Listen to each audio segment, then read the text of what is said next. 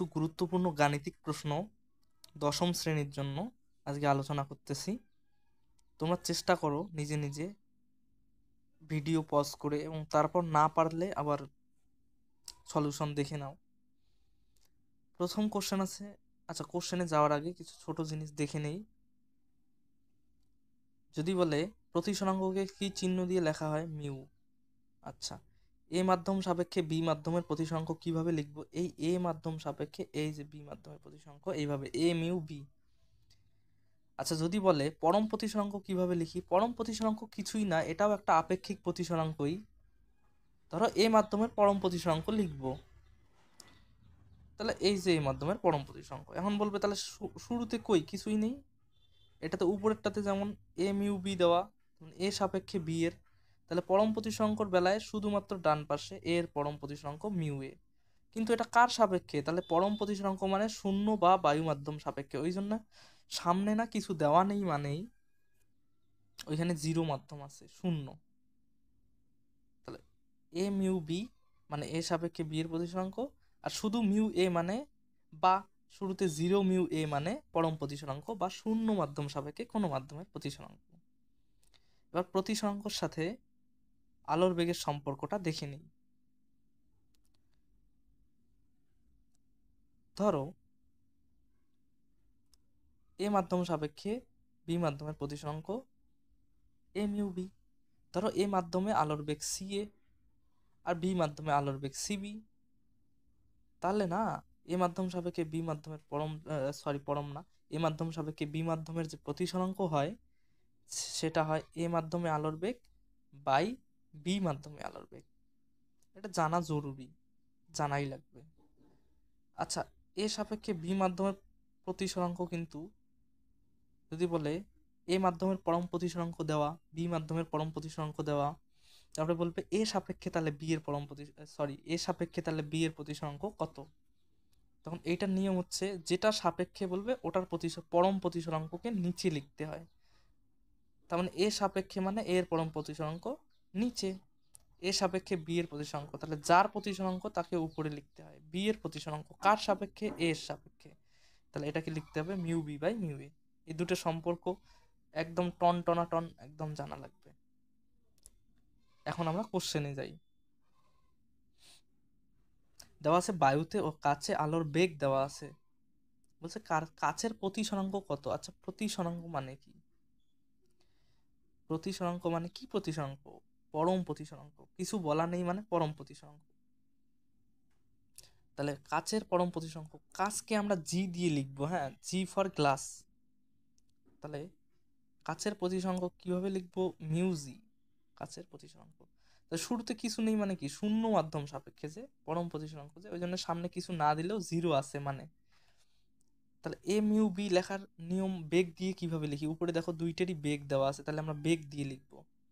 তাহলে উপরে হবে সি জিরো, কারণ জিরো মিউ জি মানে জিরো মাধ্যম সাপেক্ষে জি মাধ্যমের প্রতিসরাঙ্ক, মানে শূন্য মাধ্যমে আলোর বেগ উপরে আর কাচ মাধ্যমে আলোর বেগ নিচে। কারণ আমরা একটু আগে দেখলাম এম ইউ বি মানে কি? এ আলোর বেগটা উপরে, বি এর আলোর বেগটা নিচে। জিরো মিউ জি মানে সি জিরো, মানে জিরো মাধ্যমে বা শূন্য মাধ্যমে আলোর বেগ উপরে, জি মাধ্যমে আলোর বেগটা নিচে। তাহলে সি জিরোর মান আমরা জানি 3 × 10⁸, আর নিচে আসবে 2 × 10⁸। এটাই হবে জিরো মিউজি। এটাই কিন্তু জিজ্ঞেস করছে কাচের প্রতিসরাঙ্ক মানে কাচের পরম প্রতিসরাঙ্ক। এটা কাটলে 10⁸ দিয়ে 10⁸ কাটা, 3কে 2 দিয়ে ভাগ করলে কত আসবে? 1.5। 3 এর অর্ধেক 1.5, এটাই অ্যান্সার। পরের কোশ্চেন বলছে কাচের প্রতিসরাঙ্ক দেওয়া আছে, শূন্য মাধ্যমে আলোর বেগ দেওয়া আছে, বলছে কাচের ভেতর 500 মিটার যেতে কত সময় লাগবে। আচ্ছা, কাচের ভেতর দিয়ে আলো দৌড়াবে, তাহলে কাচের ভেতর বেগ কত সেটাও তো জানতে হবে, কিন্তু বেগ তো দেওয়া শূন্য মাধ্যমে, তা তো চলবে না, শূন্য মাধ্যমের বেগ দিয়ে তো চলবে না। আমার জানতে হবে কাছে স্পিডটা কেমন, কাছে বেগ কেমন, তবেই বুঝবো যে কত দূর যেতে কত সময় লাগবে, তাই না? কারণ আমার যদি বেগ, আমি ধরো এমনিতে মাটিতে দৌড়াই 30 কিলোমিটার পার আওয়ার বেগে, তাহলে জলের মধ্যে নিশ্চয়ই 30 কিলোমিটার/আওয়ার বেগে দৌড়াতে পারবো না।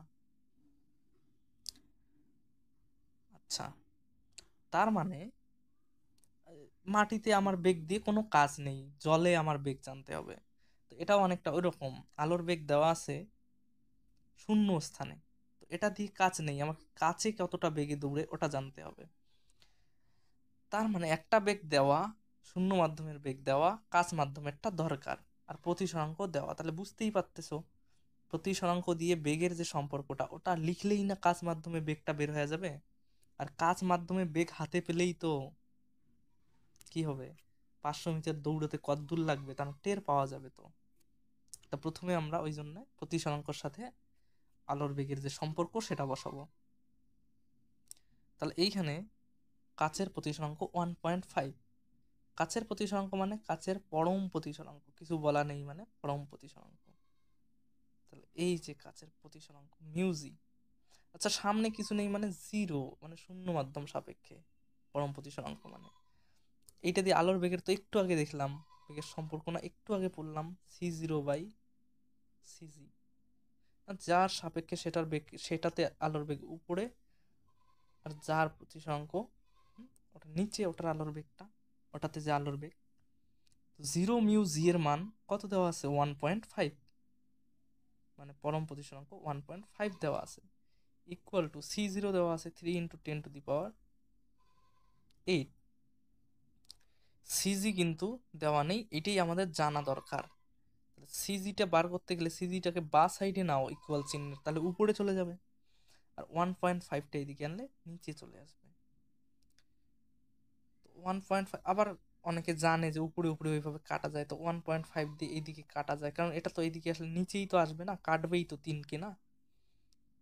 1.5 মানে দেড়, দেড় দোকানে 3, দেড়ের নামও তো জানো, দেড় দোকানে 3। তাহলে সিজির মান কত আসবে? সিজিটা তো এদিকে আসলে উপরে উঠবে না, সিজি ইকুয়াল টু 2 × 10⁻, এই যে 2টা বেঁচে গেছে না বেচারা, 2 × 10⁻⁻8। খাতায় করো একদম ক্লিয়ার ভাবে, কোনো ব্যাপারই না। 2 × 10⁻⁻8, এটা হচ্ছে কাছে আলোর বেগ। তাহলে কাছে আলোর বেগ সিজি আমরা পেয়ে গেছি, কাছে আলোর বেগ 2 × 10⁻⁻8 metre per, sorry sorry sorry, -8 কেন রে, ওটা তো +8 ছিল না? +8 ছিল, -8 করতে গেলো। তোরাও খেয়াল রাখতেছিস না কিন্তু, পড়াশোনার প্রতি কোনো মন নেই তোদের। 2 × 10⁻⁸ আছে। আচ্ছা, এরপরে তাহলে 500 মিটার যেতে কত দূর লাগে? বেগ আর সময় আর দূরত্বের মধ্যে সম্পর্ক আছে। দূরত্ব কিভাবে বার করে? দূরত্ব মানে সময় আর বেগ গুণ করলেই দূরত্ব পাওয়া যায়। সময় আর বেগ গুণ করে দিলেই দূরত্ব। তা আমাদের লাগে সময়, তাহলে বেগ দিয়ে বেগটাকে এইদিকে আনতে দূরত্বের নিচে ভাগ করে দিতে হবে না? তাহলেই তো সময় পাবো। তাহলে সময় বার করতে হলে দূরত্বকে বেগ দিয়ে ভাগ, মানে এই সমীকরণগুলোর ক্ষেত্রে না, যখনই দুইটা জিনিসের গুণফল আর একটা জিনিস হয়, তা আমরা এটা জিনিসকে এটা না, দূরত্বটা এখানে বড় ভাই, ছোট দুই ভাই মিলে গুণ হয়ে বড় ভাইয়ের সমান হয় না, তো ছোট এক ভাই বার করতে গেলে বড় ভাইকে আর এক ছোট ভাই দিয়ে ভাগ করতে হবে। আচ্ছা, তাহলে সময় কি করে বার করব? দূরত্বকে আলোর বেগ দিয়ে ভাগ, অবশ্যই কাচ মাধ্যমে আলোর বেগ যেটা, ওইটা দিয়ে ভাগ। আর একটা ব্যাপার হলো গিয়া, এককটা দেখতে হবে, একক কিন্তু সব এসআই এককেই আছে, ভয় নেই, সময়ের এসআই এককে সময় বের হয়ে যাবে সেকেন্ডে। তাহলে উপরে হবে কাচ মাধ্যমে আলোর বেগ, আমরা এক্ষুনি বার করলাম, সরি দূরত্ব বাই বেগ ছিল না, দূরত্ব হচ্ছে 500 মিটার যাইতে হবে, আর এক ছোট ভাই দিয়ে ভাগ করলে আর এক ছোট ভাই, বেগ দিয়ে ভাগ করব 2 × 10⁸ দিয়ে ভাগ করব, তাহলে এটা ইকুয়াল টু সময় হবে এটা সেকেন্ডে। এটা কাজ করে এখানে এই প্রত্যেকটা অপশনে, অপশন না থাকলে তো তোমরা যেভাবে খুশি ক্যালকুলেট করতেই হবে কোনো না কোনো ভাবে। অপশনে যেহেতু প্রত্যেকটাতে 10⁻⁻6 বা 2.5 1.5 এরকম দেখতেছি, 500 মানে 5-এর সাথে 100 গুণ না, তা এই দুটো শূন্য কেটে দিই, কিন্তু এই দুটো শূন্য কাটলে 10⁸ এর কাছে একের ডান পাশে 8টা শূন্য, 10⁸ মানে দুটো শূন্য কেটে গেলে 10⁶ হবে না নিচে? আর 2 দিয়ে 5কে কেটে দেই, যায় না কিন্তু কেটে দেই, 2.5 দুগুণে 5 হয়, 2.5 ঘরের নামতা পারো? 2.5 দুগুণে 5, 3 2.5 7.5। আচ্ছা, তাহলে উপরে 2.5 আর নিচে 10⁶, কিন্তু 10⁶ কে উপরে নিব, তাহলে আসবে 2.6 ইন্টু এই 2.6 কেন, এই ভুল ভাল লিখতেছো কেন? 2.5 ছিল, 10⁶কে উপরে তুলে নিয়ে যাব, উপরে গেলে 10⁻⁻6, এটা অ্যান্সার হয়ে যাবে 2.5 ইন্টু 10⁻⁻6। ঠিক আছে, পরের প্রশ্ন। জল সাপেক্ষে কাচের প্রতিসরাঙ্ক দেওয়া আছে, যা দেওয়া আছে ফটাফট লিখে নেই। জল সাপেক্ষে কাচের প্রতিসরাঙ্ক মানে W μg, জল সাপেক্ষে কাচের প্রতিসরাঙ্ক দেওয়া আছে 9/8। বলছে কার সাপেক্ষে জলের প্রতিসরাঙ্ক কত? তো একটা জিনিস, এ সাপেক্ষে বি এর প্রতিসরাঙ্ক আর বি সাপেক্ষে এ এর প্রতিসরাঙ্ক উলট পালট না, এই দুটো গুণ করলে এক হয়, আর দুটো জিনিস গুণ করলে এক হয় মানে একটা জিনিস আর একটার অনন্য, মানে একটা জিনিস যা হবে মানটা উল্টে দিলেই আর একটা জিনিস হয়ে যাবে। তাহলে W μg যদি 9/8 হয়, আমাদেরকে জিজ্ঞেস করছে G μw, মানে কাচ সাপেক্ষে জল, তাহলে এটা উল্টে যাবে, ইজি ব্যাপার। 8/9, 8/9, 8কে কোনো জীবনে 9 দিয়ে ভাগ করছিলে? এই যে 9 দিয়ে 8কে ভাগ করা শেখাই। ডিজাইনের জন্য একটা শূন্য দেই, দিতে তো হবে দশমিকই, না শূন্য দিয়ে কোনো কাজ নাই সামনে, এটা ডিজাইন, এটা জিরো। পয়েন্ট দিলে এই দশমিক দিছি জন্য একটা শূন্য, 9 বার দিলে তো 9 নং 81 হয় না, একটু বেশি হয়ে যায়, হালকা বেশি, তার মানে 0.9-এর চেয়ে একটু কম হবে, 0.8 বার যাবে, 8 বার, 8 নং 72। তো 0.8 দিয়ে না একটাই ভ্যালু দেওয়া শুরু হওয়া, এই যে 0.89। পরীক্ষায় যদি অপশন না আসে, MCQ কোশ্চেন হয়, তাহলে 8/9 রেখে দিলেই হয়ে যাবে, ওটাই অ্যান্সার করে দিলে হয়ে যাবে। কিন্তু এইখানে অপশন মেলাইতে গিয়ে আমি অল্প একটুখানি ভাগ করলাম, পুরোটা করবোই না, 0.8 দিয়ে তো একটাই আছে না। আচ্ছা, এই 0.8-এর পরে যদি অন্য কিছু থাকতো তাহলে 2 ডিজিট অবধি ভাগ করে দেখতাম। এখানে তো বুঝতেই পারতেছি 72 গেলে আরও থাকে 8, আরও দশমিকের জন্য শূন্য, আরও 8, 0.88 হয় না, তো ওইটাই 0.88 হয়ে গেলে তার মানে 0.89, প্রায় 8 8 8 8 চলতে থাকবে, একটা ডিজিট এক বাড়িয়ে দিয়ে ওইখানে কেসা খতম, 0.89 প্রায়। এরপরে উসকে বাদ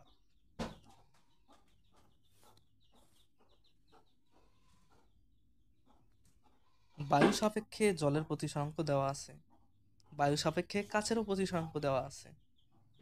আচ্ছা, বায়ু সাপেক্ষে বা শূন্য মাধ্যম সাপেক্ষে প্রতিসরাঙ্ককে আমরা বলি পরম প্রতিসরাঙ্ক। তার মানে এই যে জলের প্রতিসরাঙ্ক 4/3, তার মানে μw 4/3।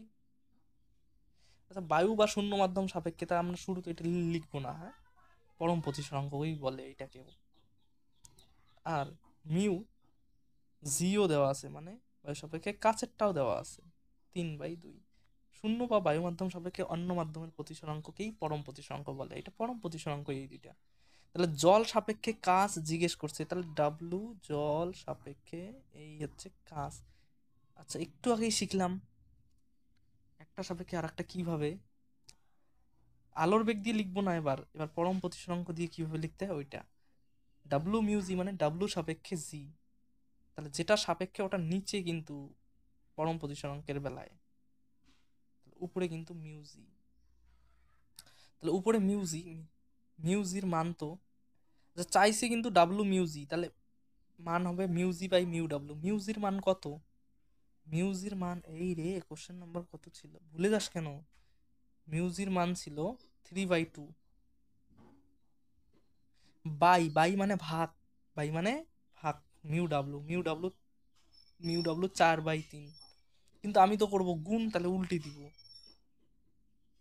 তাহলে উল্টে দিলে 3/4 হয়ে যাবে। তো গুণ করলে, গুণ নামতা পারি আমরা, 3 তিরিকে কত হয়, 3 অক্ষে 3, 3 দুগুণে 6, 3 তিরিকে 9, তাহলে ইকুয়াল টু 9/4। নামতা পড়বি, 4 দুগুণে 8 আসবে, শেষ।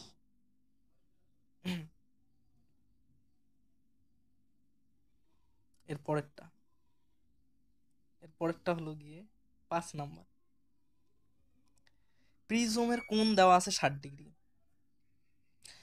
আচ্ছা, প্রিজমে আলোক রশ্মির চ্যুতি কোণ দেওয়া আছে, আমরা এই যে সম্পর্কটা তো জানি, প্রিজমে আলোক রশ্মির প্রতিসরণের ক্ষেত্রে চ্যুতি কোণের রাশিমালা কেমন হয়, ডেল্টাকে চ্যুতি কোণ বলে। I1 হচ্ছে যে কোণে প্রিজমে আলো ঢুকলো, প্লাস I2 মানে দ্বিতীয় তলে প্রতিসরণের পর যে কোণে বের হয়ে গেল, I2 মাইনাস এ মানে প্রতিসারক কোণ।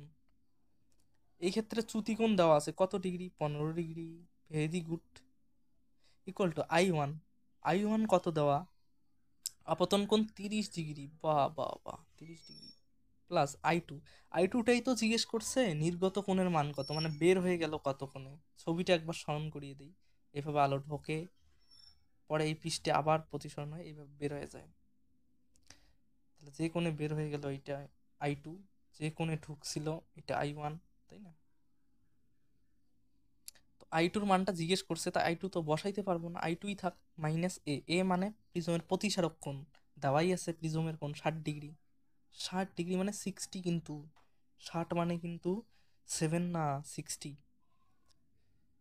তাহলে মাইনাস এখানে 60 বসাবো। এইটা ক্যালকুলেশন আশা করি করতে পারবে তোমরা, যোগ বিয়োগ আশা করি পারো। তাহলে I2-র মান, I2 দেখো পজিটিভ আছে, তা এই বাকি সংখ্যাগুলোকেই বা সাইডে নেই, তাহলে নিয়ে দেখবে যে কত আসবে। আমি আবার ম্যাথ ট্যাথ পারি না, তোরা একটু দেখিস তো। 45 ডিগ্রি আসবে, গণনা করলাম, জ্যোতিষবিদ্যায় পারদর্শী আমি। পরেরটা, এর পরের কোশ্চেন কই গেল, এই যেটা 6 নাম্বার। 60 ডিগ্রি কোণ বিশিষ্ট কোনো প্রিজমে একটি আলোক রশ্মি 50 ডিগ্রি কোণে আপতন হয়, ন্যূনতম চ্যুতিকোণ পাওয়া যায়। আচ্ছা, ন্যূনতম চ্যুতিকোণের ক্ষেত্রে মানে চ্যুতিকোণ যে সময় প্রিজমে আলো ঢুকলো, পরের তলে গেল, আবার প্রতিসরণ হলো, চ্যুতিকোণ ন্যূনতম যখন হবে, সবচেয়ে কম হবে, সেই ক্ষেত্রে কিন্তু I1 মানে আপাতন কোণ আর নির্গমন কোণটা কিন্তু সমান হয়। এটা জানতে হয় যে ন্যূনতম চ্যুতিকোণ যখনই ঘটবে তখন এই I1 আর I2 সমান হবে। এবার বসাই, আমরা তো জানি delta equal to I1 plus I2 minus A. তার ডেল্টার মান বসাই ফটাফট। ডেল্টার মান কই গেল ডেল্টা বাবু? ও, ডেল্টাই তো জিজ্ঞেস করছে, ন্যূনতম চ্যুতিকোণ যে পাওয়া যায় সেই চ্যুতিকোণের মান কত, ডেল্টা ইকুয়াল টু I1 এর মান কত, 50 ডিগ্রি কোণে আপতিত হয়, তোমরা কি দেখতে পাচ্ছ? এই মুছে দিলি কেন? Delta equal to I1 plus I2 minus A. Delta হচ্ছে জিজ্ঞেস করছে, I1 হচ্ছে 50 ডিগ্রি কোণে আপতিত হয়ে, এই যে দেখতে পাচ্ছ, এই যে আপতিত হলো, তাহলে 50, আশা করি তোমাদের চোখ আছে, প্লাস I2 কত হবে, I2ও 50 হবে, কারণ I1 50, তাহলে I2ও 50। বললাম একটু আগে আপতন কোণ আর নির্গমন কোণ সমান হয় ন্যূনতম চ্যুতিকোণের ক্ষেত্রে, I1 আর I2। মাইনাস এ এর মান তো আমরা জানি, 60 ডিগ্রি কোণ বিশিষ্ট প্রিজম মানে প্রতিসারক কোণ 60 ডিগ্রি, তাহলে মাইনাস 60 ডিগ্রি। তো 50 50 কত হয়, যোগ করি, 50 51 52, এই সর্বনাশ, কত হবে রে, 50 50 100 হবে, মাইনাস 100 থেকে আবার 60 বিয়োগ, তাহলে 100 থেকে 60 বাদ দিলে কত হয়, 40। আচ্ছা, 40, ডেল্টা ইকুয়াল টু 40, এটাই হবে। এর পরের কোশ্চেন 7 নাম্বার। একটি বস্তুর দৈর্ঘ্য দেওয়া আছে 5 সেমি, রৈখিক বিবর্ধন 1.5। রৈখিক বিবর্ধন এইভাবে লেখে না, এম দিয়ে লেখে। এটা দুইটা সূত্র হয়, একটা বস্তুর দৈর্ঘ্য দিয়ে, বস্তুর দৈর্ঘ্য প্রতিবিম্বের দৈর্ঘ্য বাই বস্তুর দৈর্ঘ্য, আবার দূরত্ব দিয়েও বার করা যায়, প্রতিবিম্বের দূরত্ব বাই বস্তুর দূরত্ব। প্রতিটা প্রতিবিম্বটা কিন্তু উপরে, কিন্তু তাহলে উপরে প্রতিবিম্বের দৈর্ঘ্য, কারণ এখানে দৈর্ঘ্য দিয়ে দেওয়া আছে, দৈর্ঘ্যই জিজ্ঞেস করছে, আবার আর বস্তুরও দৈর্ঘ্য দেওয়া আছে, তাহলে বাই বস্তুর দৈর্ঘ্য কত, 5। প্রতিবিম্বের দৈর্ঘ্যটা অনেকে না এক্স যদি ধরে নাও আগতে, তাহলে x/5 হবে, এক্স বার করলেই আনসার। এম এর জায়গায় কত বসাবো, রৈখিক বিবর্ধন দেওয়া আছে 1.5 ইকুয়াল টু x/5। আচ্ছা, এক্স এর মান যদি বার করতে চাই, 5টাকে এইদিকে উপরে তুলি, তাহলে গুণ হবে না 1.5 এর সাথে, 5 আর 1.5 গুণ করলে যে কত হয়, এইবার সর্বনাশ, 5×15 = 75 হয়, পয়েন্ট একটা সংখ্যার আগে হবে। তো 5 × 1.5 7.5। তোমরা অবশ্য দশমিকটাকে তুলে দিতে পারো, নিচে 10 আসবে, 5 গিয়ে গুণ হবে 75, আর 10 দিয়ে ভাগ করলে দশমিক একটা সংখ্যার সামনে 7.5 হবে। কি হবে? প্রতিবিম্বের দৈর্ঘ্য হবে। এরপরে জল ও কাচের প্রতিসরাঙ্ক দেওয়া আছে। জল ও কাচে আলোর গতিবেগের অনুপাত চেয়েছে। জল আর কাচের প্রতিসরাঙ্ক দেওয়া, জল ও কাচে আলোর গতিবেগের অনুপাত। আচ্ছা, গতিবেগের অনুপাত মানে বুঝলাম না তো। তার মানে জলে আলোর গতিবেগ ইস্টু, অনুপাত মানে ইস্টু কাচে আলোর গতিবেগ। তার মানে জলে আলোর গতিবেগ কিভাবে লিখি? যদি CW লিখি, অনুপাত মানে কিন্তু ভাগ বা ইস্টু, ভাগ করে দেই CG, মানে কাচে আলোর গতিবেগ। এইটার মান চাইছে। এই রে, জিনিসটা চেনা চেনা লাগতেছে। এইরকম আকারে বুঝি কি একটা জিনিস লিখছিলাম, ও প্রতিসরাঙ্ক দিয়ে এই আকারটা লিখছিলাম একবার। ওই বেলা এই জিনিসটা ডান পাশে লিখছিলাম, কিন্তু প্রতিসরাঙ্কটাই বা পাশে। এবার তাহলে এইটা বা পাশে আছে, প্রতিসরাঙ্কটা ডান পাশে লিখি।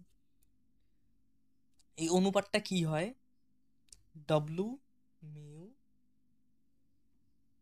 জি হয়। ডাব্লু মানে জল সাপেক্ষে কাচের প্রতিসরাঙ্ক, ডব্লু মিউ জি। এটা কি হয়? জলে আলোর গতিবেগ বাই কাচে আলোর গতিবেগ। তো এইটারই মান জিজ্ঞেস করছে, তো ডাব্লু মিউ জি এর মান কি হবে? এ হে, এটার মান কিভাবে পাবো? ও, প্রতিসরাঙ্ক আলাদা আলাদা দেওয়া আছে, পরম প্রতিসরাঙ্ক দেওয়া আছে। জলের আলাদা পরম প্রতিসরাঙ্ক দেওয়া, কাচের আলাদা পরম প্রতিসরাঙ্ক দেওয়া। তাহলে এইটাকে আমরা প্রতিসরাঙ্ক দিয়ে লেখা যায়। এটা হয় কি, মিউ, যার প্রতিসরাঙ্ক সে উপরে, যার সাপেক্ষে সে নিচে। তাহলে মিউজি বাই মিউ ডাব্লু। মিউজির মান লিখি, মিউজির মান হচ্ছে পরেরটা, কাচেরটা। কাচ এই যে পরে কিন্তু জল আগে, কাচেরটা 3/2। আমি এইখানে লিখি, জায়গা নাই, 3/2 বাই দিয়ে মিউ ডাব্লু, মানে বাই দিয়ে 4/3। কিন্তু আমার বাই দিতে পারি না, আমি গুণ দিব, ভাগকে গুণ দিলে আবার উল্টে যাবে। তাহলে 3/4 হবে, তাই না? তাহলে অ্যান্সার হবে 9/8। 3 3 9, 4 2 8, 9/8। 9/8 মানে 9:8, 9:8। ওদের অ্যান্সারটা দেখে নিলাম, ওরা ভুল করেনি তো, সেই জন্য চেক করলাম। পরের কোশ্চেন, একটি খালি বালতি, এটা কি? একটি খালি বালতিকে জল পূর্ণ করায় বালতির গভীরতা 4 সেমি কমে গেল। বেচারা, এটা হচ্ছে প্রতিসরণের অঙ্ক। আর এগুলো আমাদের করার দরকারই নেই, এগুলো 11 12-এ লাগে। ওই যে আহ, বালতির গভীরতা নাকি 4 সেমি কমে যায়, একটি খালি বালতিকে জল পূর্ণ করায় বালতির আহ, গভীরতা 4 সেমি কমে গেল। বালতির প্রকৃত গভীরতা কত? আচ্ছা, এই ধরনের অঙ্কগুলো প্রতিসরণের অঙ্ক, কিন্তু তোমাদের লাগবে না। এখানে অযথা দেওয়া হয়েছে, 11 12-এ করবে এই ধরনের অঙ্ক আছে। আচ্ছা, পরের কোশ্চেন কি দেওয়া আছে? একটি আলোক রশ্মি হুম, কাছ থেকে লম্বভাবে আপতিত হলো, আপতন কোণ ও প্রতিসরণ কোণের মান। আমরা কি জানি, লম্বভাবে আপতন হলে কিন্তু ওই সোজাই লম্বভাবেই চলে যায়, তাই না? লম্বভাবে আপতন মানে আপতন কোণ কত? আপতন কোণ মাপা হয় লম্বের সাথেই, তা লম্বের সাথেই তো দিছে, ফেলে দিছে লম্বভাবে, তার মানে 0 ডিগ্রি আপতন কোণ। আপতন কোণ 0 ডিগ্রি হলে প্রতিসরণ কোণও কিন্তু 0 ডিগ্রি হয়। আর এইখানেই কিন্তু স্নেলের লটা ফেল করে, স্নেলের সূত্র এইখানে ভ্যালিড হয় না। তাহলে এইটার অ্যান্সার সহজ, আপতন কোনো 0 ডিগ্রি, প্রতিসরণ কোনো 0 ডিগ্রি। এরপরে আরো ভিডিও নিয়ে আসবো, তোমরা চাইলেই। ভালো থেকো, বাই।